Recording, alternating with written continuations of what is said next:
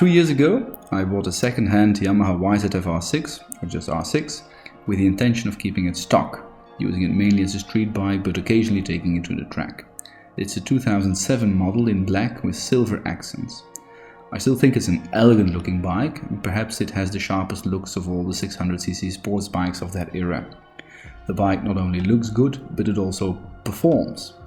When this generation of R6 was launched in 2006, it marked a radical departure from its predecessor, with increased power, reduced weight and a geometry that allowed for razor-sharp handling. These R6s are still a favorite among racers and track day enthusiasts, and with good reason. Like I said, its excellent track record as a race bike was one of the reasons for me to buy the bike. So my R6 is a beautiful and technologically advanced motorcycle, and yet, in my 2 years of ownership, I have hardly ridden it. So an explanation is in order.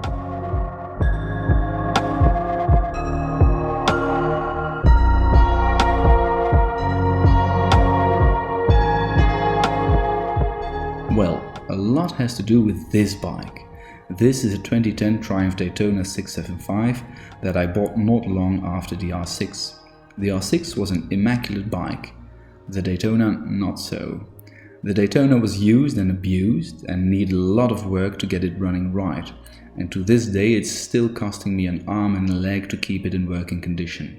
And yet, despite its many faults, I still prefer the Daytona over the hassle-free R6 every day of the week. It was more or less a coincidence that I bought the R6 and the Daytona in the same period, but because they are both super sports and they both serve the same purpose, they are direct competitors in my garage. And I'm afraid the R6 loses to the Daytona in its plea for attention every single time. Somehow the R6 just doesn't do it for me the way the Daytona does. The R6 may be razor sharp, but it is also a very sterile razor. It handles great on track, but it does so in a very detached and demanding way. With the R6, you have to work hard to extract its performance and to push the envelope. The Daytona, on the other hand, always eggs me on to push harder. It is much more engaging and also more forgiving of mistakes.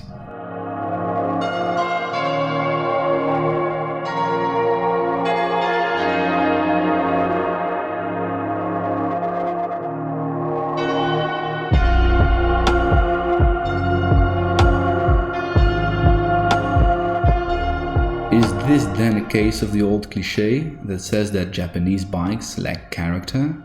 Well, no, because I don't think that's true. There are lots of Japanese bikes with plenty of character, just not my R6.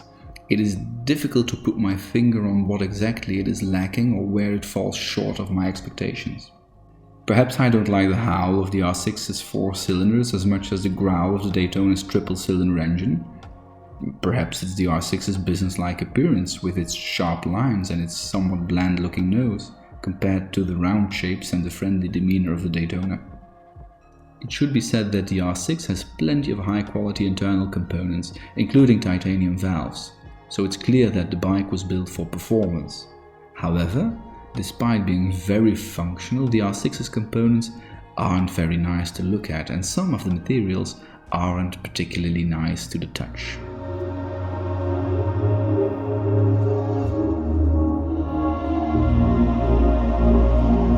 On the topic of performance, it should be said that it is only to be found at the very top of the rev range.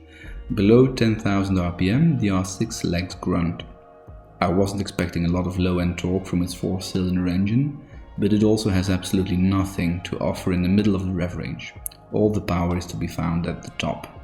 This means that it will almost never surprise or entice you while riding on the street. In fact, it's a very docile and even tame bike in normal use. It is only when you wring its neck and keep it bouncing over the red line that the engine starts delivering its performance, screaming at you from the top of its lungs, as it were. A little hint of the bike's potential lower down in the rev range would have been very nice.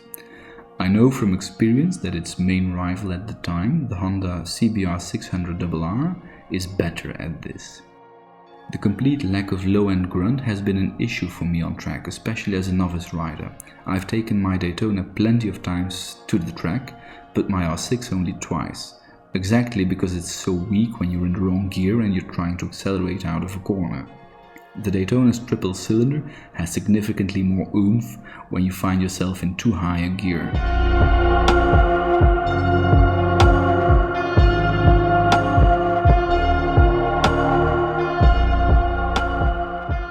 This is why I think the time has come for me to sell the R6 to someone who can show it some more love than I can, because it's still a great bike that deserves a better fate than to gather dust in my garage. But I'm still on the fence about selling it. One reason to keep the R6 would be its value on the market for second-hand bikes. The asking price for R6s has significantly increased over the last couple of years. Perhaps that has to do with Yamaha recently halting its production of the road-going version of the R6. The strictly for track R6 that you can still buy is also fairly expensive, so people who are looking for a fairly modern, technologically advanced 600cc track bike are flocking to the dwindling supply of R6s of this generation. Another reason for me to hold on to the R6 is as a backup, because even if the Daytona has stolen my heart, it's still a bit of a problem child. So it's not hard to imagine a scenario in which I would be forced to fall back on the R6.